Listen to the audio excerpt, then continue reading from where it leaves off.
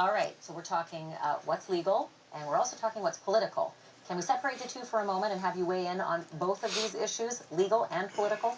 Yeah, I think you're better qualified to weigh in on the legal, and we'll see what the Justice Department has to say and what was actually done. But politically, this is tough. You sit there and you listen to them, and both these gentlemen, and certainly the former acting director says, well, no, it wasn't political. It was just a way of sorting it out. This is a really tough sell. This just, the idea that you would say, okay, anybody that has Tea Party or Patriot in their name, pull them out, we'll give them extra scrutiny before we give them their tax-exempt status.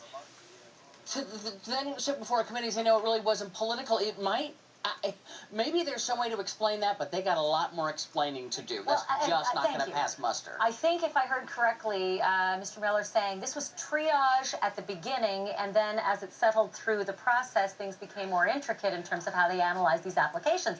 Candy, please, take me off the ledge here. Isn't this exactly what they're supposed to do, is find the political names and weed out the sleazeballs that are trying to get special status and not disclose who their donors are?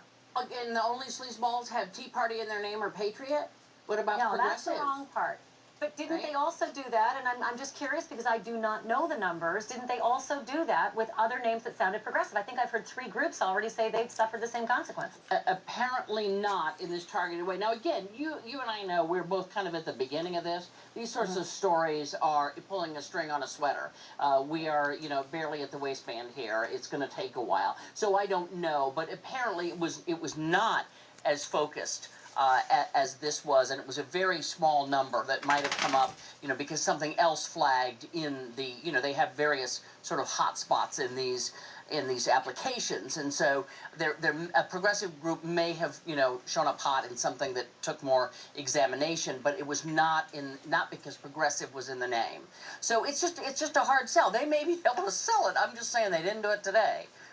Yeah. Well, I think you're right, and it might just be extraordinarily stupid too. I think we definitely think stupid is they actually pretty much have admitted to that. So yeah, you're gonna have fun this weekend, girl.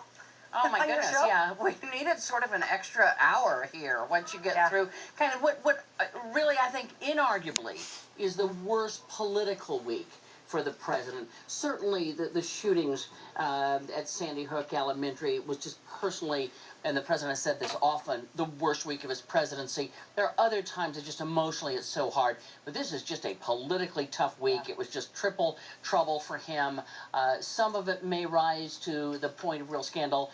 Certainly the IRS right now has everyone's attention, and in part we don't have the answers to it, and it just doesn't smell right now. All right. Well, you're going to be great on the interview seat this weekend, Candy Crowley. It's always good to see you. Thanks for